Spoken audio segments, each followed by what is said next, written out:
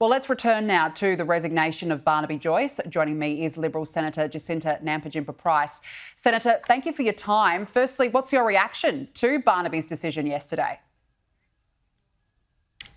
Yeah, look, Barnaby, I've known Barnaby for many years. He's a grassroots politician who's community-led. You know, he wears his heart on his sleeve and he's a pretty, you know, he bats a pretty straight bat and, you know, there's no room for BS when it comes to Barnaby.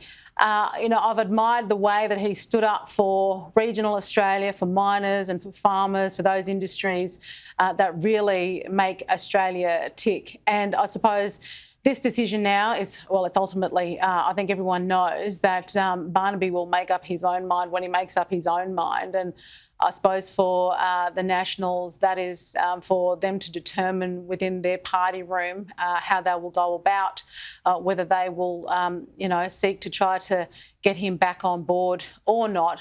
But I suppose, you know, what I do know about Barnaby is that, as I said, he does wear his heart on his sleeve. And if he thinks he can represent Australians better as part of the crossbench, well, then the decisions that he makes, I'm sure he's not taking lightly and doing it because he believes he can represent Australia and their needs in that way. I suppose that's what I sort of think about the whole situation.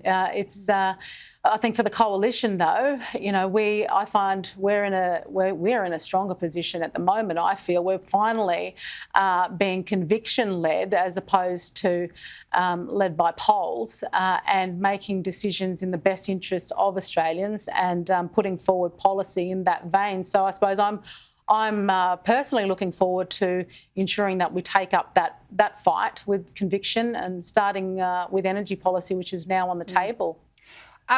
As a former member of the Nationals yourself, is there a problem with the leadership as Barnaby Joyce has suggested? Look, I mean, if that's Barnaby's position, then that is Barnaby's position, I suppose. But do you think so? As do you I agree? said, the Nationals have to. Oh, look, I don't have a mind either way in terms of the Nationals party room. I'm in the Libs party room now. And again, that's for the Nationals party room to determine on that. And I suppose, you know, Barnaby has positioned himself and feels very strongly about where he sits with that issue. But again, he is putting forward the fact that he wants to represent Australians to the best of his ability, and he doesn't feel like he can do that, obviously, from the backbench. All right, look, let's move on and talk a bit about energy. I noticed that the Energy Minister, Chris Bowen, has doubled down on Labor's commitment to renewables, saying that power prices will lower because of investment. But I found it interesting at the same time, Labor's on track to miss both of its renewable energy and emission targets. That's according to findings by the Climate Change Authority, of all people.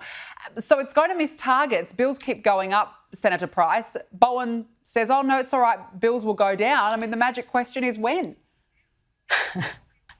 Look, surprise, surprise. I mean, this bloke has got his head in the clouds if he thinks that bills are going to go down. It's just ridiculous. He is putting his priority are the green energy grifters and, you know, UN globalists. It's not the Australian people.